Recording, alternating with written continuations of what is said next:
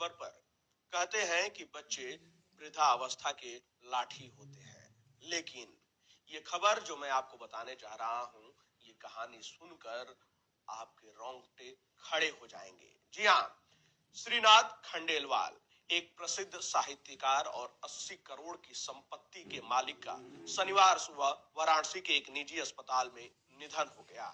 81 वर्षीय खंडेलवाल ने अपनी अंतिम सांस काशी कुष्ठ सेवा संघ वृद्धाश्रम में ली, जहां वे अपने जीवन के अंतिम वर्षों में रह रहे थे।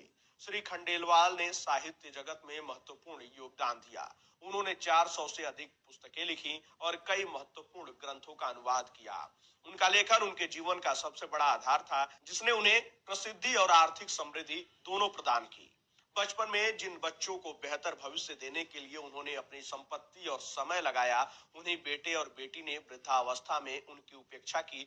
बेटा अनूप खंडेलवाल वाराणसी के प्रतिष्ठित व्यवसायी हैं, जबकि उनकी बेटी और दामाद सुप्रीम कोर्ट में वकील हैं। श्री खंडेलवाल ने सोशल मीडिया पर एक वायरल वीडियो में अपनी व्यथा साझा की थी। उन्होंने बताया था कि उनके बच्चों ने 80 करोड़ की संपत्ति अपने नाम करवा ली और उन्हें घर से निकाल दिया। इसके चलते उन्हें वृद्धाश्रम में शरण लेनी पड़ी।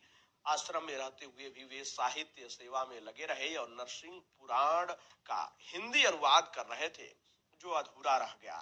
25 दिसंबर को जब उन्हें सांस लेने में तकलीफ हुई, तब सामाजिक कार्यकर्ता अमन कबीर ने उन्हें अस्पताल में भर्ती करवाया। उनके निधन की सूचना मिलने के बाद भी उनका बेटा और बेटी अंतिम संस्कार के लिए नहीं पहुंचे। बेटी ने फोन तक नहीं उठाया, जबकि बेटा वाराणसी से बाहर होने का बहाना बनाकर असमर्थता जता दी।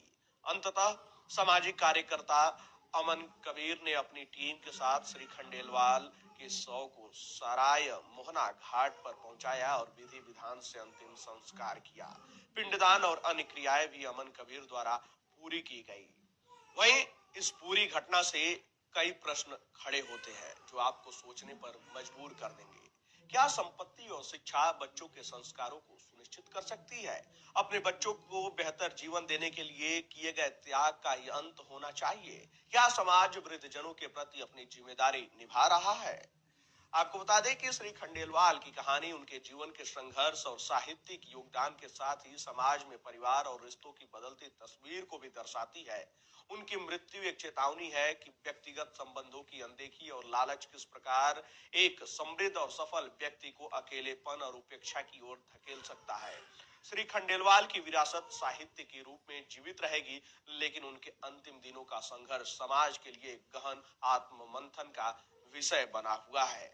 वहीं जिस तरीके से बेटे और बेटी ने उनकी उपेक्षा की, उसके बाद भी वो वृद्धाश्रम में रहते हुए अपने कार्यों में जो है लगे रहे और आगे बढ़ने का प्रयास करते रहे।